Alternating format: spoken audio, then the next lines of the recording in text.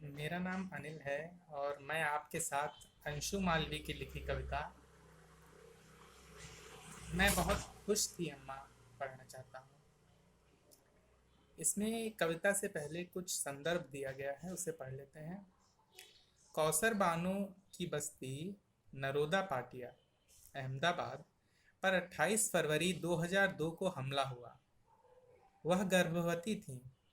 हत्यारों ने पेट चीर कर गर्भस्थ शिशु को आग के हवाले कर दिया। इस कविता में शिशु को लड़की माना गया है कुछ अन्य संकेतों के लिए। चलिए शुरू करते हैं। सब कुछ ठीक था अम्मा, तेरे खाए अचार की खटास, तेरी चखी हुई मिट्टी अक्सर पहुंचते थे मेरे पास। सूरज तेरी कोख से छनकर मुझ तक आता था। मैं बहुत खुश थी अम्मा, मुझे लेनी थी जल्दी ही अपने हिस्से की सांस। मुझे लगनी थी अपने हिस्से की भूख, मुझे देखनी थी अपने हिस्से की धूप। मैं बहुत खुश थी अम्मा, अब्बू की हथेली की छाया तेरे पेट पर देखी थी मैंने। मुझे उनका चेहरा देखना था, मुझे अपने हिस्से के अब्बू देखने थे।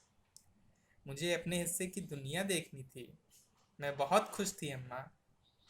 एक दिन मैं घबराई, बिछली जैसे मछली।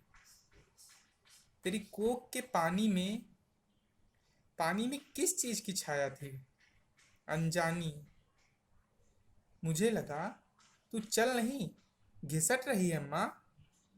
फिर जाने क्या हुआ, मैं तेरी कोख के गुनगुने मुलायम अंधेरे से निकलकर चटक धूप, फिर चटक आग में पहुंच गई।